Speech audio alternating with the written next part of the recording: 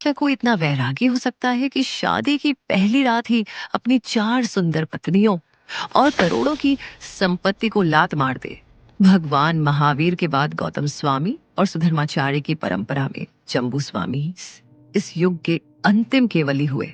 उनका जन्म राजगृह नगर के एक प्रतिष्ठित सेठ अरहदास और माता जन्मती के यहाँ फाल्गुन की पूर्णिमा को हुआ था।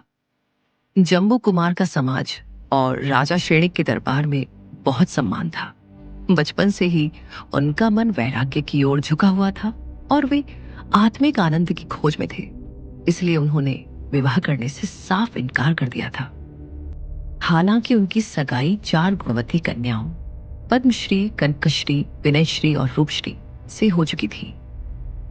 जम्बू कुमार के विवाह न करने के निर्णय के बावजूद उन कन्याओं और परिजनों के अत्यधिक आग्रह के कारण उन्होंने इस शर्त पर विवाह स्वीकार किया कि वे बाद में दीक्षा ले लेंगे। परिजनों को आशा थी कि वैवाहिक सुख उनका मन बदल देगा, परंतु जम्बू कुमार विषय वासनाओं से पूरी तरह अछूते रहे। विवाह के अगले ही दिन उन्होंने समस्त धन संपत्ति और परिवार का त्याग कर नग्न दिगंबर दीक्षा धारण कर ली।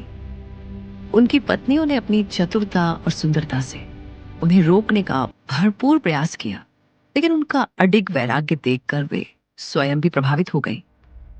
उसी रात उनके घर चोरी करने आए विद्युच्चर नाम के चोर का हृदय भी उनके वैराग्यपूर्ण विचारों को सुनकर बदल गया और उसने भी मुनि दीक्षा ले ली। अंततः उनकी पत्नियों, माता पिता और उस चोर ने भी वैराग्य मार्ग अपना लिया। जम्बू स्वामी निरंतर आत्म साधना में लीन रहे और जिस दिन उनके गुरु सुधर्माचार्य को निर्वाण प्राप्त हुआ, उसी दिन उन्हें केवल ज्ञान की प्राप्ति हुई।